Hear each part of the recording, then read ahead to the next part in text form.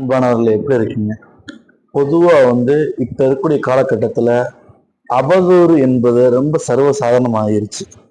அவதூறு அப்படிங்கிறது டிஃபமேஷன் அப்படிங்கிறது ரெண்டு வகையில இருக்கு. ஒண்ணு, ஒரு நபர் இன்னொரு நபரை பத்தி தப்பு தப்பா அவதூறாக எழுதுவதாக இருக்கட்டும், இல்ல சித்தரிப்பதாக இருக்கட்டும், இல்ல எந்த வகையில அவங்க வெளியிடுவதாக இருக்கட்டும், அந்த மாதிரி இருக்கக்கூடியதும் ஒரு அவதூறாக இருக்கின்றது. அல்லது ஒரு நிறுவனத்தின் மீது இல்ல ஒரு நிறுவனம் சார்ந்ததாக இருக்கக்கூடிய மீதும் அவதூறாக எழுதப்படுவதாகவோ இல்ல வேற எந்த வகையில சித்தரிக்கப்படுவதாக இருந்தாலும் அதை டெலிகாஸ்ட் செய்யக்கூடிய சமயத்துல அதுக்காக எப்படி டெஃபமேஷன் அவங்க மீது வழக்கு தொடர்வது, அதே சமயத்துல அந்த வழக்கு தொடரக்கூடிய சமயத்துல எந்த சட்டத்தின் கீழே அந்த வழக்கு தொடரப்படுது அப்படின்னு நம்ம பார்த்தோம்னா ஐபிசி 499 and 500, அதே சமயத்துல பிஎன்எஸ்ல 356 சப்கிளாஸ் 1 and சப்கிளாஸ் 2 படி இருக்கு. அதாவது ஒரு தனி நபரோ அல்லது ஒரு நிறுவனமோ அவதூறாக பாதிக்கப்பட்ட இந்த செக்ஷனுக்கு கீழே நான் அவங்க என்ன பண்ணிக்கலாம், அதற்கு பரிகாரம் தேடிக்கொள்ளலாம்.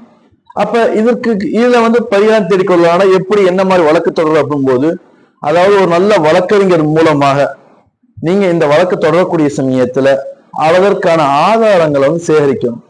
இப்ப வாட்ஸ்அப்பா இருக்கட்டும், இல்ல சமூக வலைதளங்கள் ஏதாவது இருக்கட்டும், அதோட ஸ்கிரீன்ஷாட் இருக்கும், இல்ல அதோட ஸ்கிரிப்ட் எங்க வந்துச்சோ அந்த ஸ்கிரிப்டோடைய புக் இருக்கும், இல்ல இது ரிலேட்டடா வேற என்னென்ன இருக்கோ அது எல்லாத்தையும் நான் நீங்க சேகரித்து அதை நம்ம நிக்கணும். இப்போ டெஃபமேஷன் வழக்கு தொடர்வதாக இருந்தா இதெல்லாம் நீங்க கரெக்டா எடுத்து வச்சு இதை ஃபைல் பண்ணக்கூடியதா இருக்கும்.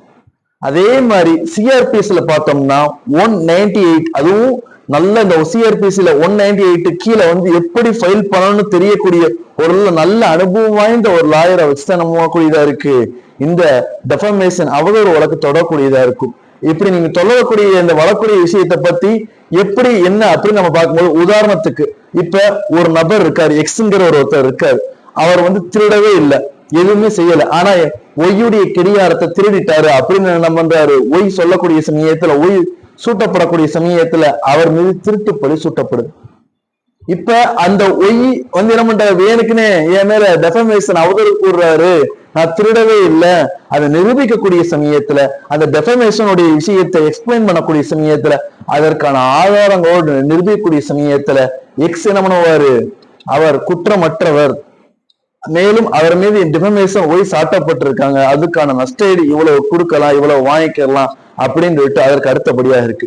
இதற்கான தண்டனையாக இருக்கட்டும் இல்ல எந்த ஒரு விஷயமா இருக்கட்டும், நம்ம அதற்காக என்ன பண்ணிக்கலாம், உச்ச நீதிமன்றம் வரை நம்ம என்ன பண்ணிக்கலாம், அதுக்கு மேல்முறையீடு நமக்கு போவதற்கு வாய்ப்பு இருக்கு.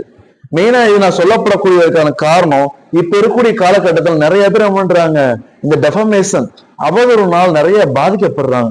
இந்த அவதூறு விஷயங்கள் நான் பொதுநலன் கருதி சமூகத்திற்காக, அதாவது சட்டத்திற்குட்பட்டு வரையறுக்கப்பட்டதாக இருந்தா நோ ப்ராப்ளம். அதுவே சட்டத்திற்குட்பட்டதாக இல்லாமல் வரையறுக்கப்பட்டதாக அல்லாமல் பெரிதாகவோ இல்லவே அதற்கு மாற்று கருத்தாகவோ இருந்தால், அப்படி இருக்கக்கூடிய சமயத்துல அது சிஆர்பிசி 198 கீழே அல்லது பிஎன்எஸ் 356 சப்கிளாஸ் 1 சப்கிளாஸ் 2 படி அல்லது ஐபிசி 499 and 500 இந்த 3 வகையில என்ன பண்ணிக்கலாம், நம்ம அந்த செக்ஷனுடைய கீழே நம்ம அழகா அந்த விஷயத்துக்கு பரிகாரம் தேடிக்கொள்ளலாம். இதற்கு முதல்ல நம்ம என்ன செய்யணும் அப்படின்னு நம்ம பார்த்தோம்னா, முதல்ல ஒரு நல்ல வழக்கறிஞரை நம்ம பார்க்கணும்.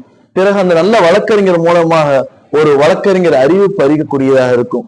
அதற்கு அடுத்தபடியா பதில் அறிவிப்பு பெற்ற பின் அதனுடைய ஆதாரங்கள், அந்த வழக்கறிஞர் அறிவிப்பு எல்லாம் சேர்த்து வைத்து அதற்கான தகுந்த நீதிமன்றத்தில் வழக்கு தொடரக்கூடிய சமயத்தில் நமக்கான சரியான பரிகாரம் பெறக்கூடியதாக இருக்கும் என்பதை இதன் மூலம் தெரிவித்துக் கொள்கிறேன்.